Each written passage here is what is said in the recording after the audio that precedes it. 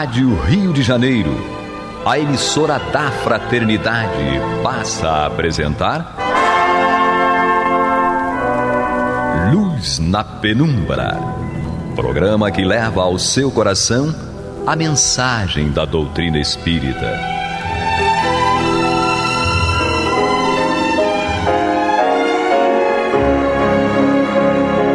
E com vocês, João Batista, para o estudo de O Livro dos Espíritos, da obra codificada por Allan Kardec. Papai do céu nos guarde, nos abençoe. Louvado seja nosso Senhor Jesus Cristo, e que possamos fazer do tempo esta dádiva que a todos nós é dada de maneira igual, um recurso a mais, para que a nossa caminhada seja cada dia mais firme e consistente na conquista dos valores espirituais que nos levarão todos à verdadeira felicidade. Hoje, aqui estamos com meus olhos de safira, com um penteado novo. Ave Maria, versão 22. Não é? Tão lindo. 22 é ótimo. Parecer 22 anos. Então, traga o seu recado. É muito bom, né, estar aqui para dar sequência desse estudo e que o estudo seja a nossa alavanca de progresso, né?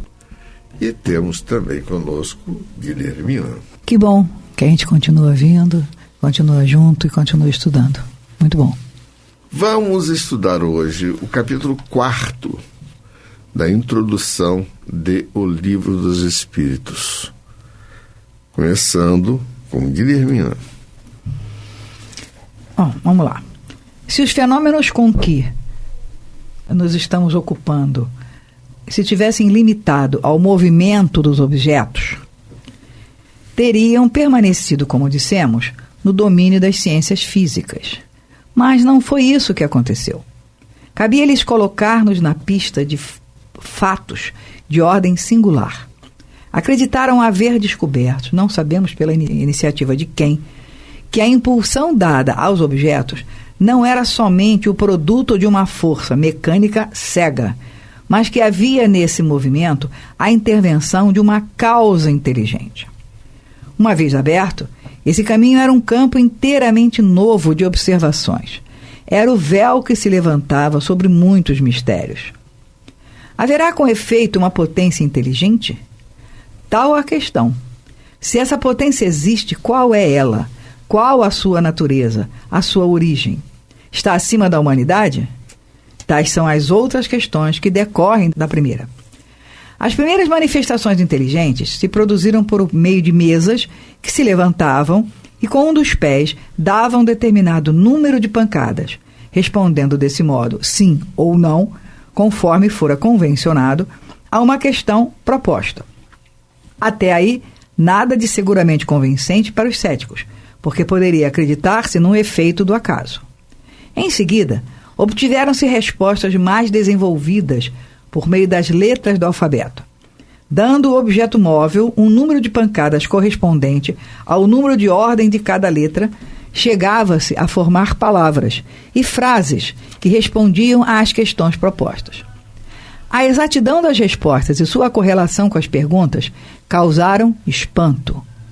O ser misterioso que assim respondia, interrogado sobre a sua natureza, declarou que era espírito ou gênio. Deu o seu nome e forneceu diversas informações a seu respeito. Esta é uma circunstância muito importante a notar. Ninguém havia então pensado nos espíritos como um meio de explicar o fenômeno.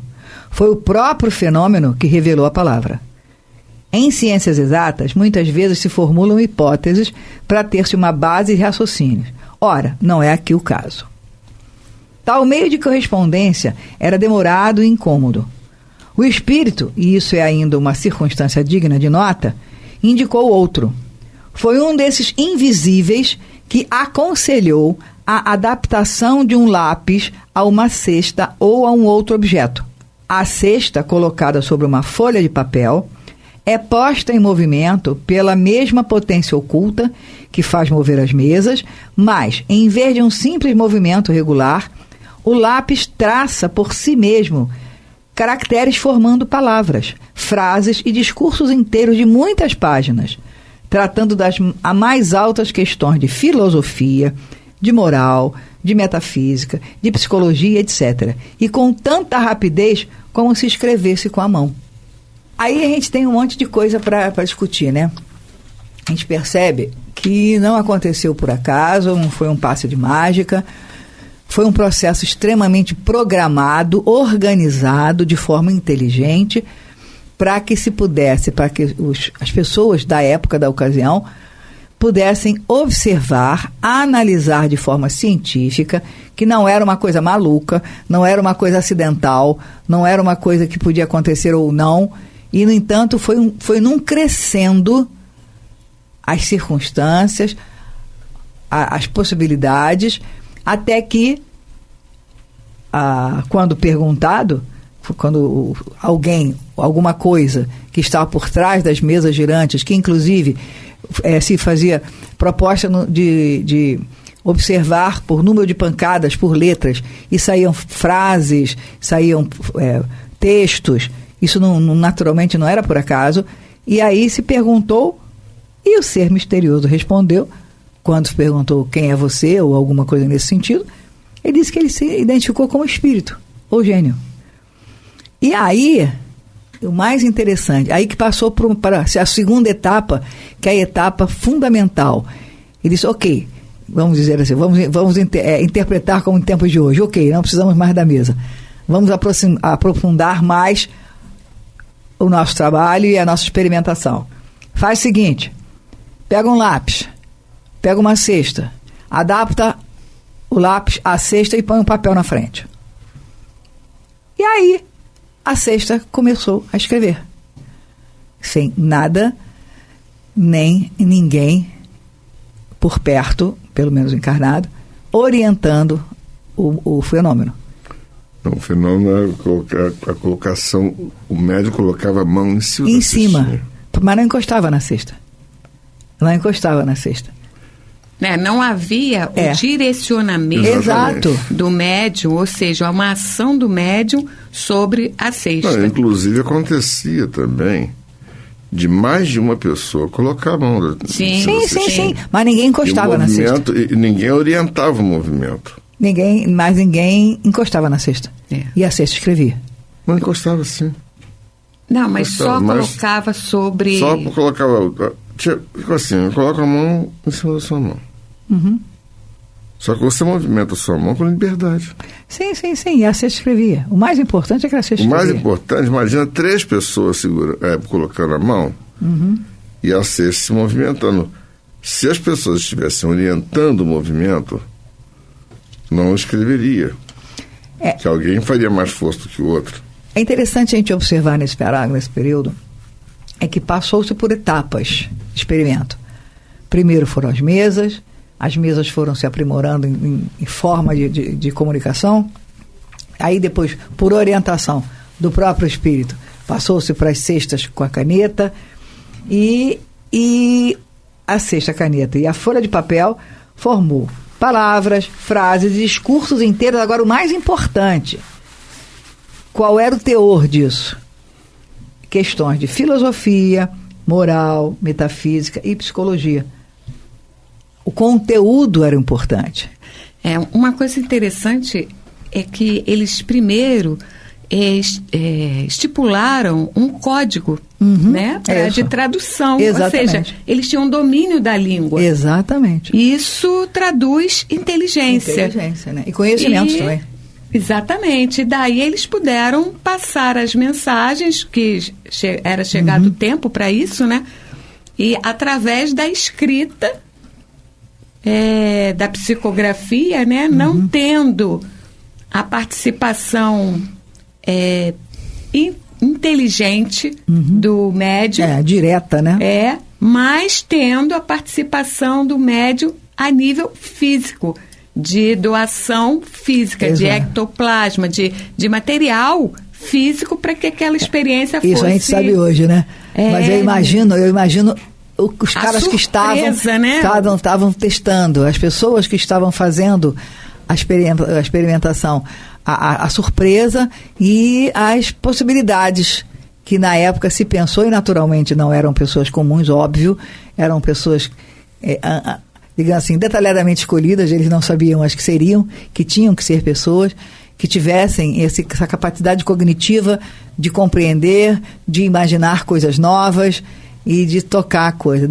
Sensacional. E é um processo seletivo, né? Você vê, tem pessoas que eram dotadas, né? Tinham o talento, né? Eram dotadas de características físicas que proporcionavam, né? Facilitavam esses fenômenos. Exatamente. Hoje em dia, em menos frequência, mas nesse tempo era muito forte, né? Porque e era necessário, né? Porque para liberar, para incentivar as pessoas a pesquisa nessa área, né? Foi preciso uma exposição grande, né? De fenômenos, né? Tivemos atenção, tinham casas que se incendiavam do nada, tinham incêndios que se apagavam do nada, tinham as batidas das mesas que tinham uma conotação inteligente, elas queriam dizer alguma coisa e era visível, como é que se diz? Chamava realmente a atenção, entende? A pessoa conseguia conversar. Inclusive, até pouco tempo, muito pouco tempo, tá, gente? A minha infância, muito pouco tempo, a gente tinham crianças que brincavam com um copo d'água, lembra? Isso também era efeito físico, sim. Entende? Então, há bem pouco tempo ainda tinham médios de efeitos físicos. Hoje em dia fala-se menos, né, nos efeitos físicos. Eles devem ainda acontecer, mas fala-se menos. Mas antigamente, poxa, até... e a gente vai estudar no livro, e o livro... Porque ele coloca aqui, né? A partir daí... Né, surge a ciência, onde vai ser descrito, né, tudo que nós temos para passar para vocês. E é muito interessante. É que um fenômeno que era, digamos assim, objeto da atenção frívola dos salões, se tornou todo um corpo de doutrina, que é como aqui está sendo exposto por Kardec na introdução. É importante a gente estudar a introdução, por quê? Porque nós vamos entender de onde é que veio isso. Como é que foi o início, né? Exatamente. E esse início não foi fácil. Não. E é interessante que a partir do momento que eles começaram a ver os fenômenos, incluindo todo um processo de informações ligados à metafísica, à psicologia e à moral, já começou a incomodar. Sim, claro. Enquanto era uma coisa de frivolidade, as mesas girantes, né? Apenas diversão, foram objeto de atenção de algumas temporadas, de alguns períodos, digamos assim, da cidade de Paris. Lembra que Paris era uma espécie de um centro cultural do mundo. Era o foco, né? Era o foco. E, ao mesmo tempo, aquele negócio lógico, quando você tem muito dinheiro correndo, onde você tem uma porção de gente curiosa, mas não preocupada com coisas mais sérias. Então, consequentemente, a frivolidade rola. Naturalmente. E até onde eu penso, raciocinando rapidamente, tinha que ser lá mesmo. Não, lógico, tinha que ser, porque aquela história, posso dizer que os fenômenos de Hydesville, por exemplo, que foram anteriores às mesas girantes, foram, digamos assim, ocorreram dentro de um contexto completamente diferente, que não tinha como, por exemplo, atingir o mundo inteiro, pelo menos o mundo mais atuante culturalmente. Naquela época, praticamente, a Ásia E a África não existia. A América do Sul, então, não tinha a menor projeção cultural. Então, consequentemente, o centro, né, nem a América do Norte tinha tanta projeção assim. Então, consequentemente, qual era o espaço que tinha que acontecer isso? Aonde os movimentos culturais se espalhavam como caixa de ressonância para o resto do mundo. Aí tinha que ser lá mesmo. Tinha que ser lá. Vamos à nossa vinheta. Você está ouvindo pela Rádio Rio de Janeiro o programa Luz na Penumbra, com o estudo de O Livro dos Espíritos, na apresentação de João Batista. Agora, nossos olhos de Safira. Vamos lá. O conselho foi dado simultaneamente na América, na França e em diversos países. Eis que, em termos, o deram em Paris, a 10 de junho de 1853, a um dos mais fervorosos adeptos da doutrina, e que havia já vários anos, desde 1849, se ocupava com a evocação dos espíritos.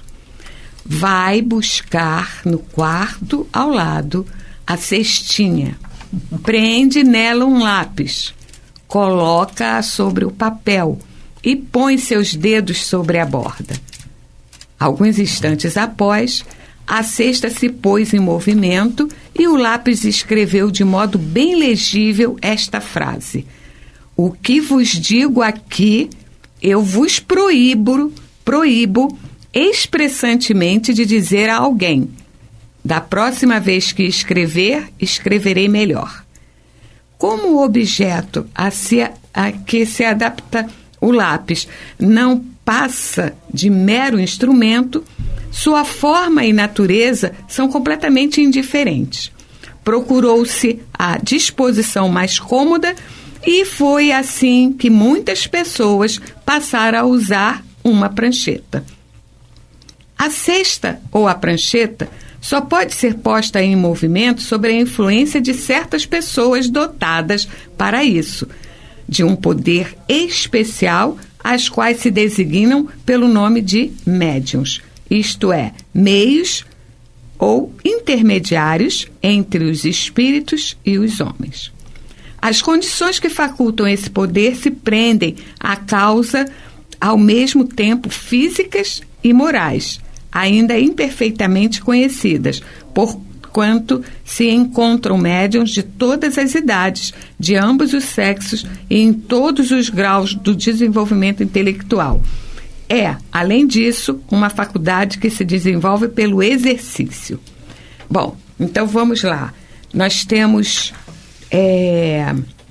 na sequência, né, que foi recebido pelo próprio espírito comunicante a um médium que já havia vindo fazendo essa exploração, né, a orientação de acoplar, né, um lápis a uma cestinha e colocar-lhe a mão sobre a cesta. E o próprio espírito escreveu a mensagem que era proibido expressamente que ele divulgasse isso, pelo menos naquele tempo. Por quê? Precisaria haver uma maturidade, né, na percepção, na recepção dessas informações. E elas estavam acontecendo em vários locais, não especificamente com um único médium. Várias pessoas estavam recebendo essa orientação e recebendo mensagens que foram sido catalogadas e guardadas para o estudo que hoje nós temos nas mãos.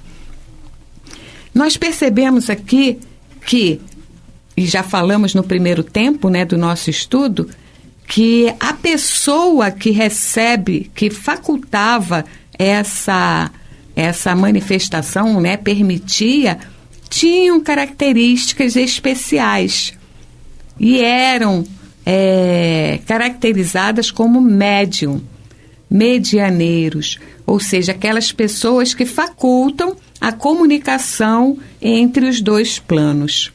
Então, não é qualquer um que pode receber uma comunicação escrita, mas algumas pessoas dotadas de um potencial, né, de físico, né, de matéria-prima, né? Hoje em dia a gente sabe que era o ectoplasma e tal, mas naquela época ainda era um mistério que os próprios espíritos passaram a descrever para a gente e trazer para a gente como funciona tudo. E Kardec foi iluminado para essa organização, né?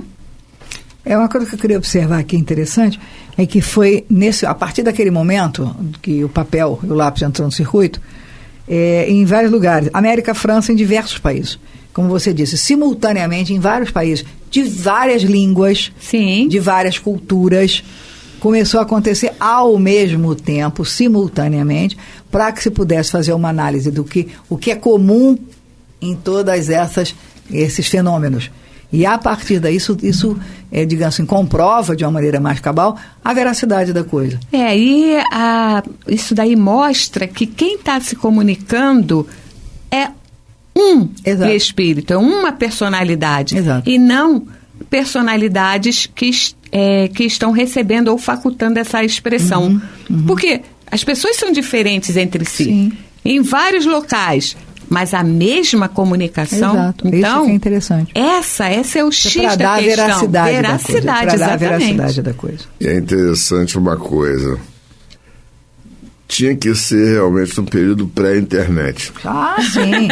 Período inteligente, onde as pessoas pensavam. Não é só isso. Veja bem. Isso foi provocação minha mesmo. Não é isso. Veja bem.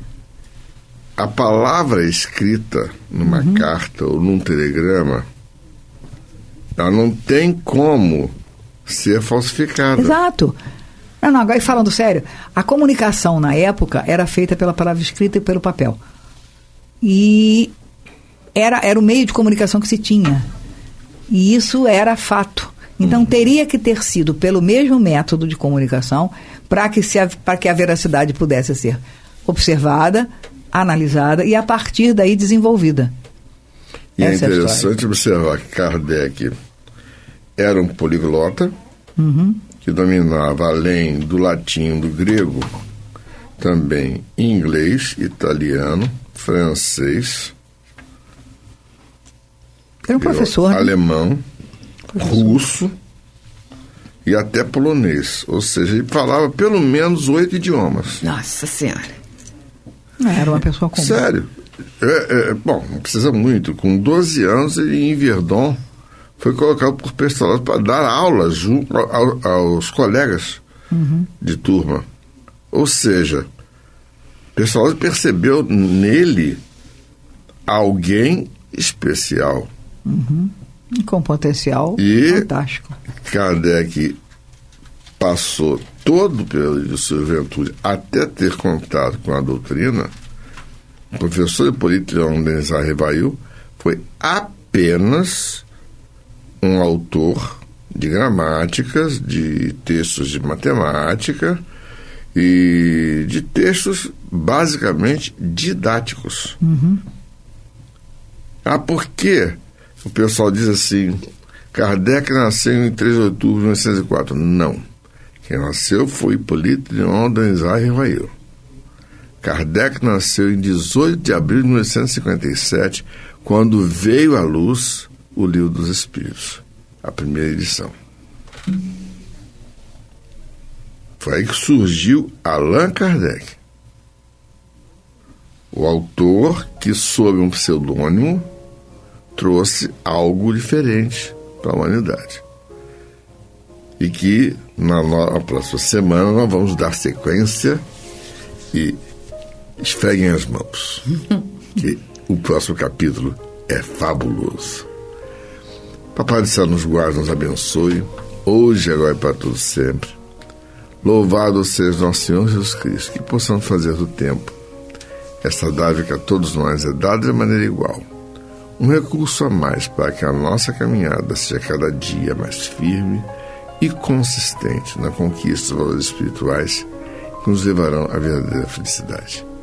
Graças a Deus. Graças a Deus. Você está ouvindo o programa Luz na Penumbra.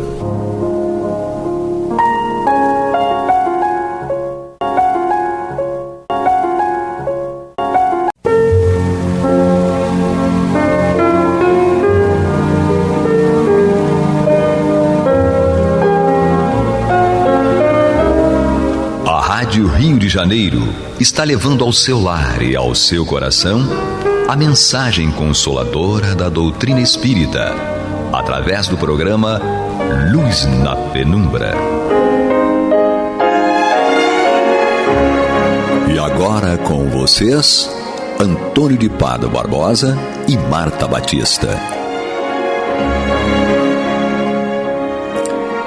Olá, meus amigos, muito boa noite.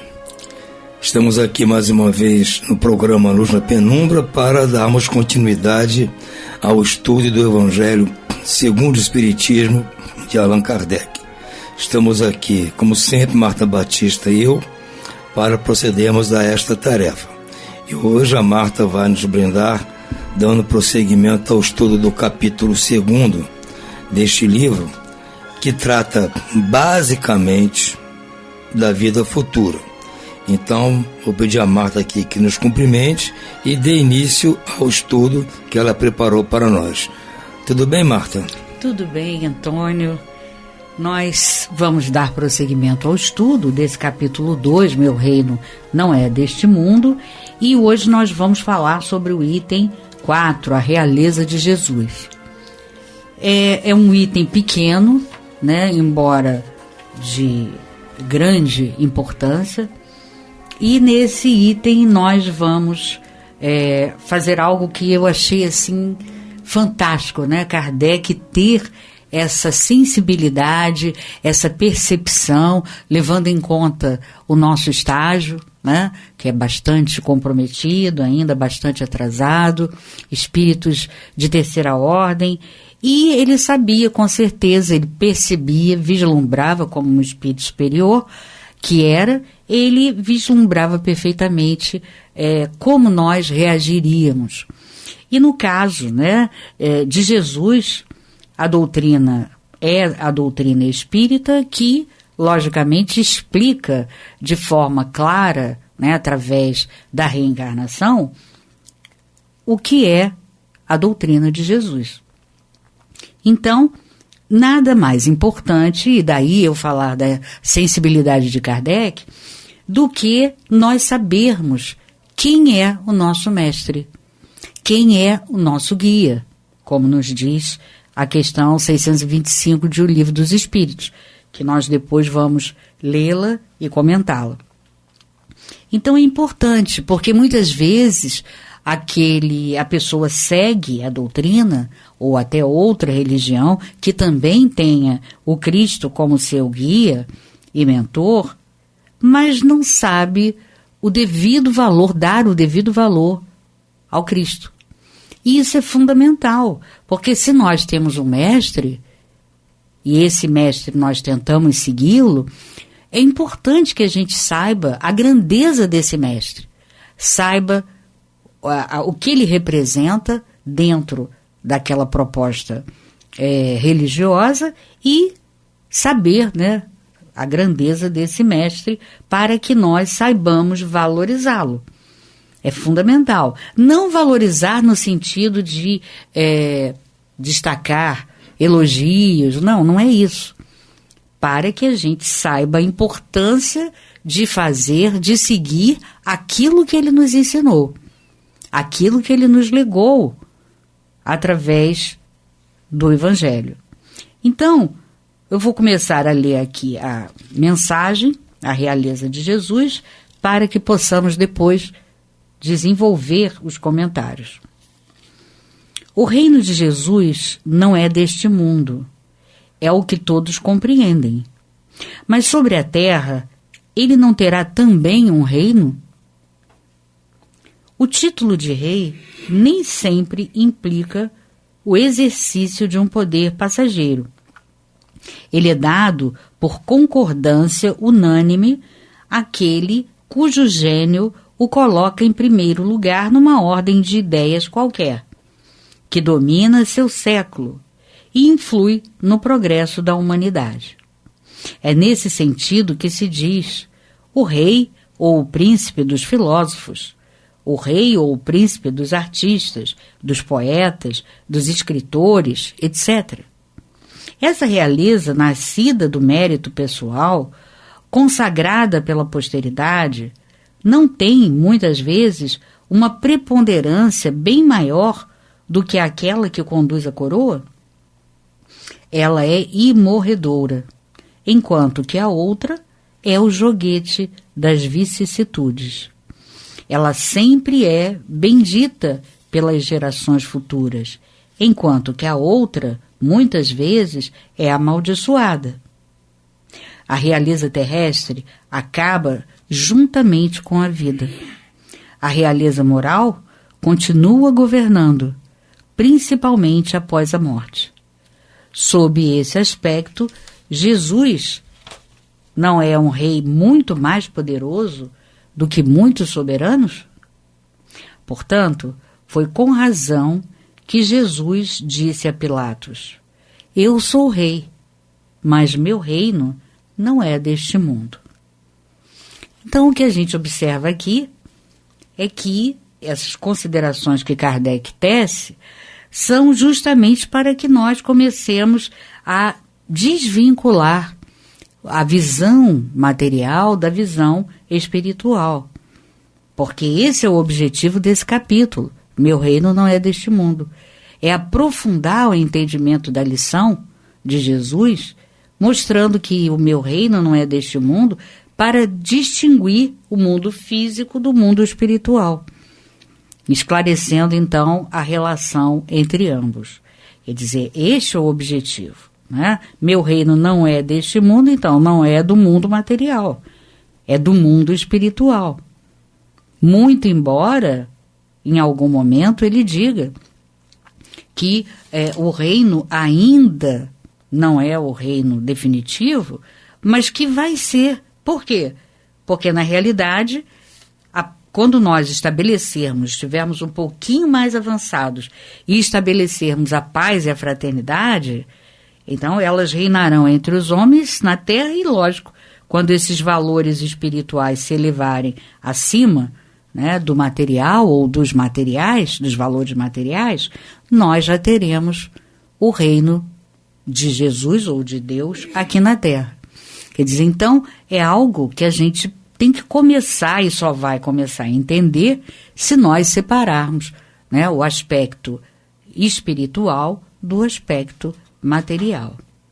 Então, o reino de que fala Jesus não é de caráter material, constituído de riqueza, de poder, é um reinado de paz, de fraternidade, né?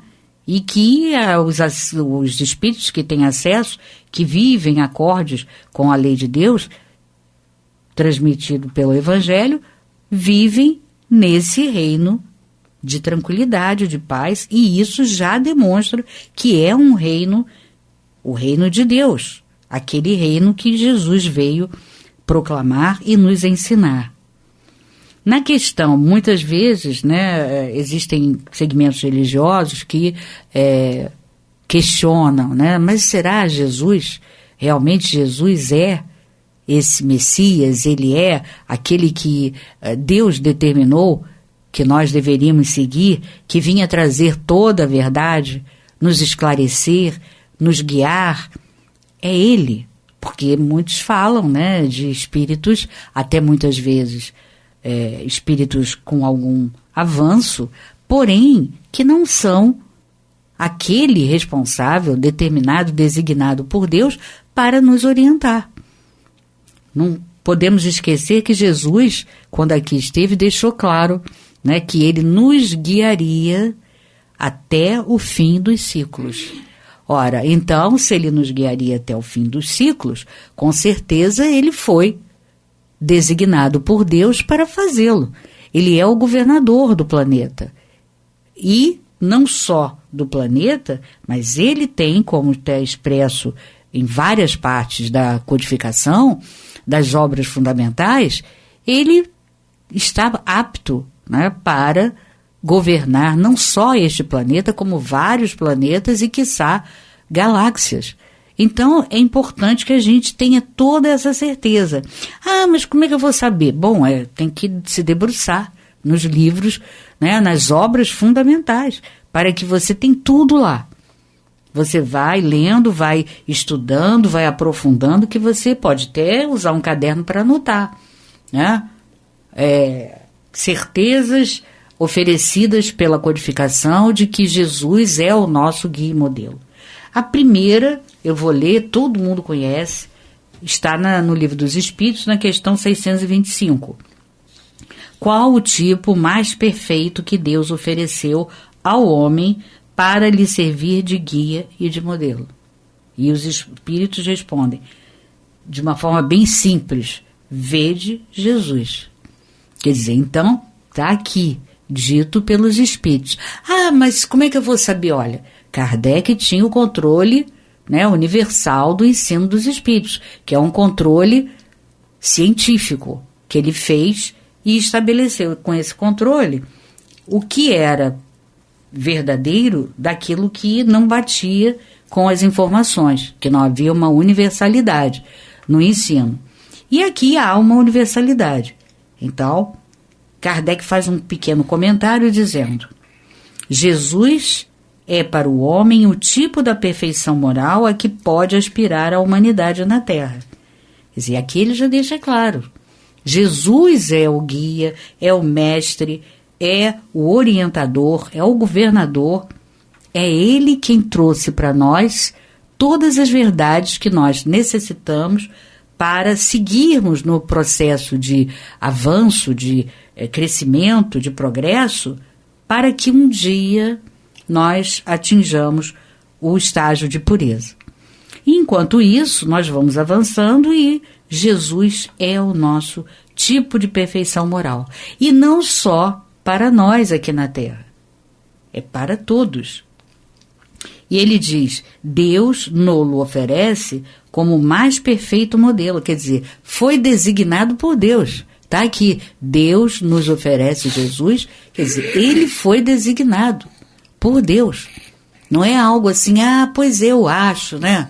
Porque tudo indicava.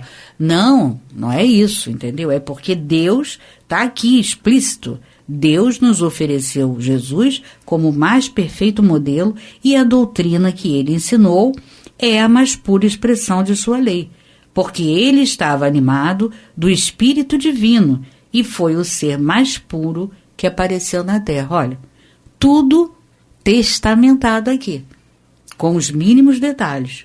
Se alguns dos que pretenderam instruir os homens, olha interessante, aquilo que eu havia colocado antes, né?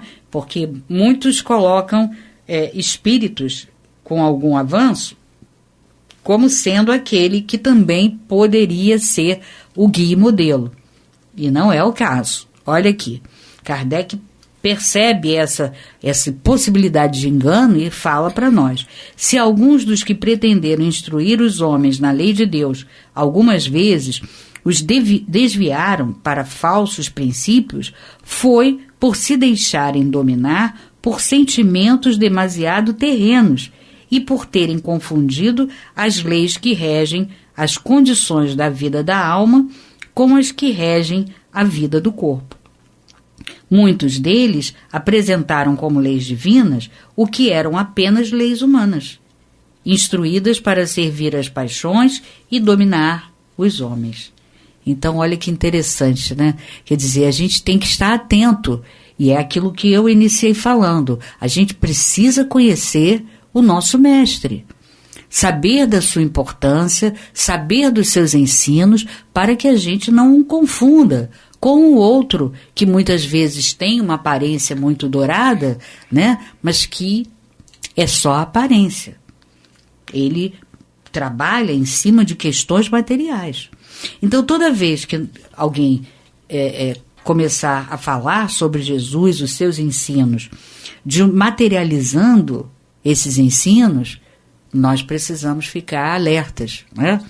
tem que acender uma luzinha dentro de nós, mostrando, olha, se é Jesus, não pode ter esse aspecto material. Não pode ter esse aspecto físico, né, de questões materializadas, porque não é esse.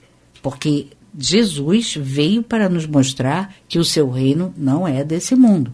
Muito embora, quando nós avançarmos um pouco mais, nós poderemos implantar um vislumbre do que será no futuro, quando espíritos puros, o reino de Deus, aqui mesmo na Terra. Então, basta que a gente avance um pouco mais e vá estabelecendo um pouco de fraternidade e de paz, que nós já estaremos vivendo ou vivenciando num mundo, num hálito, né, de reino de Deus. Então, isso é importante a gente ter em mente.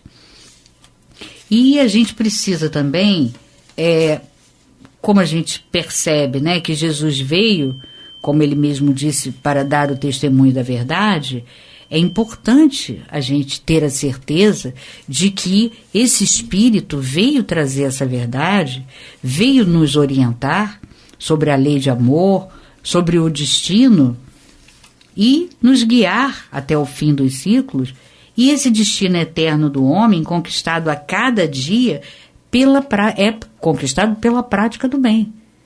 Então é importante, né? Amando, praticando o bem, você estará a cada dia conquistando mais e mais esse reino de Deus.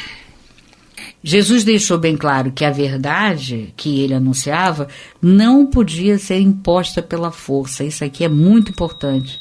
E os seus discípulos o deveriam segui-lo não através do combate. Sendo um reino espiritual e não material, né, como ele deixou claro, essa fraternidade reinava e vai reinar sempre entre os homens na terra. E, dessa forma, o reino espiritual que ele veio anunciar, as arenas desse reino não podem ser violentas. Elas têm que ser através da prática do bem, da mansidão e da caridade. E nós vamos questionar, né, e vamos refletir, puxa, mas nós ainda somos tão violentos, nós ainda somos tão belicosos, né, tudo chateia a gente, tudo nos irrita, né, nós precisamos trabalhar essa mansidão que não temos. Mas é aos poucos, não podemos exigir que a gente consiga essa mansidão de uma hora para outra. O que importa é a gente saber que a mansidão é um dos itens que nós precisamos trabalhar em nós e que, praticando, nós vamos desenvolver, né, o nosso crescimento moral. E, lógico, praticando bem, a mansidão e a caridade. A caridade de uma forma bem profunda, né? A gente deve entendê-la de uma forma profunda. Não é só quando você leva alguma coisa para alguém necessitado. É sobretudo quando você tem uma caridade moral, que é a mais difícil, mas que nós aos pouquinhos vamos conseguindo. Se a gente olhar como nós estamos hoje e como estávamos há 10, 15, 20 anos atrás, nós demos grandes passos, já melhoramos muito. Então, mesmo que comece através dessa entrega de itens materiais, começa assim essa prática da caridade. E aos poucos nós vamos estendendo e entendendo que devemos ser tolerantes, devemos ser compreensivos, devemos ter essa absorção da caridade de uma forma mais espiritual. Como diz aqui, o nosso trabalho para entendermos que o reino de Deus, o que Jesus queria dizer com o reino de Deus não sendo deste mundo, é justamente isso, é que tudo que nós entendíamos de forma material, nós devemos modificar e devemos passar a entender de forma espiritual. Então, a caridade também, a gente vai aos poucos, não é que a gente tenha que eliminar a doação de mantimentos, não, de roupas, não temos que eliminar, porque aqui nós temos um corpo denso e precisamos de tudo isso. Mas é para que a gente não ache que só isso é a caridade, né? para que a gente vá avançando. E avançando, a gente vai evoluindo. Entender que a prática do bem é quando você consegue ser uma pessoa mais tolerante, uma pessoa mais compreensiva, entendendo que todos têm o seu momento no processo evolutivo. E que, com certeza, ninguém vai ser igual ao outro. Cada um está num patamar, cada um está, não num patamar de melhor ou maior, mas em pontos diferentes do processo evolutivo. E aí, nós entendendo isso, com certeza nós vamos começar a perceber a importância de sermos mais tolerantes com o nosso próximo. E uma coisa, mais um ponto, né, que eu localizei aqui, que indica essa realeza de Jesus, é no livro Céu e Inferno, no capítulo 10 da primeira parte, que no finalzinho do item 19, olha só o que é dito. Quem acreditaria que da misérrima manjedoura de Belém pudesse sair a palavra que havia de transformar o mundo? Porque a nossa visão era de um rei material, né? Então, como é que você vai imaginar que esse rei, esse Messias, esse governador do planeta, aquele que iria nos redimir, viria de uma manjedoura? Viria da pobreza, da simplicidade máxima. Quem? A nossa visão era material. Mas não, olha o que eles respondem. Sim, o Cristo é bem o Messias divino. Está aqui textual. Quem tinha dúvida, não tenha mais. A sua palavra é bem a palavra da verdade, fundada na qual a religião se torna inabalável, mas sob condição de praticar os sublimes ensinamentos que ela contém, e não de fazer do Deus justo e bom, que nela reconhecemos, um Deus faccioso, vingativo e cruel. Então, está aqui o livro Céu e Inferno, primeira parte, capítulo 10, item 19. É o finalzinho, os 2 últimos parágrafos. Então está aqui explícito a realeza de Jesus. E agora, quem tinha dúvidas, não tem mais, e podemos seguir em frente, seguir levando em conta todos os ensinos de Jesus, que com certeza caminharemos na direção correta. Não é isso, Tony? É muito difícil para nós hoje ainda, imagino eu na época do Pôncio Pilatos e até na época de Allan Kardec, as pessoas entenderem que existe um outro tipo de reino, um outro tipo de comando majestático que não fosse através do absolutismo material, né? Eles estavam acostumados com isso, que desde que o mundo é mundo, sempre foi assim. Então, até a época do próprio Kardec ainda era assim, todos os países, as nações eram governadas por déspotas autoritários, intitulados reis, príncipes, lá o que título tivesse. Então, os judeus imaginavam que viria um novo rei, então atribuíam a Jesus o título de rei. Mas o rei na cabecinha deles era um rei também que, como se diz na gíria, ia botar para quebrar. E a ideia não era esta, né? Jesus veio nos trazer o contraponto. Uma outra forma de você conquistar as pessoas, as sociedades, diferentemente de ser a forma autoritária, a forma amorosa. Para isso ele nos deu o exemplo, nascendo numa situação extremamente simples, numa manjedoura, em viagem, não tinha nem onde ficar, e passou a vida inteira assim, nos mostrando que o poder que ele exercia era um poder intelectual, moral, espiritual, não era um poder material. Eu acho que ninguém entendeu, digamos assim, bolhufas naquela época a respeito disso. E na própria época do Allan Kardec ninguém atingia bolhufas disso. Continuam achando que Jesus, não era o rei, então ele era o filho de Deus, era o próprio Deus. Também não é bem assim, não é o próprio Deus. Entende? Ele é algo que é possível que nós alcancemos. Ele mesmo disse isso. Então, é um conceito muito difícil para essa época. Hoje nós, graças a Deus, já temos condições de entender isso. E graças ao auxílio que a doutrina espírita nos propõe. Eu espero que nós, entendendo essa situação, podemos então, como você disse, prestar as homenagens, as honrarias devidas a Jesus. Não no sentido rasteiro de que se dá uma honraria, mas no sentido glorioso mesmo de ser o nosso mestre. Aliás, o melhor título que ele pode ter, ele sempre gostou, é de Rabi, ou seja, mestre. É isso que a gente espera que todos nós entendamos. Ficamos então hoje por aqui, meus amigos, desejando a vocês muito boa noite e muita paz. Muita paz a todos.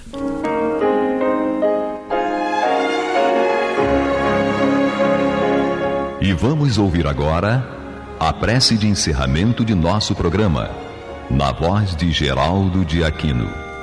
Jesus, dá-nos coragem para a luta, piedade para os insultos e misericórdia para as injustiças e ingratidões.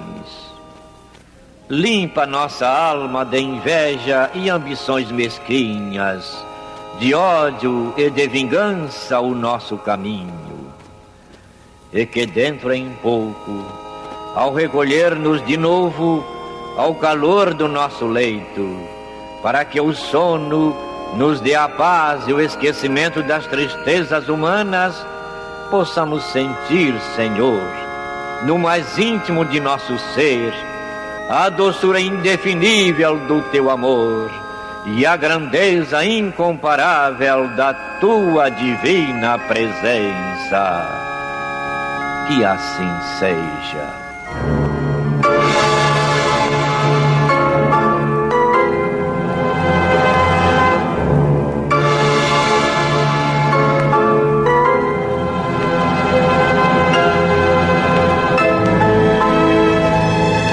Acabamos de apresentar o programa Luz na Penumbra, que voltará a ser apresentado amanhã às 21 horas nesta emissora.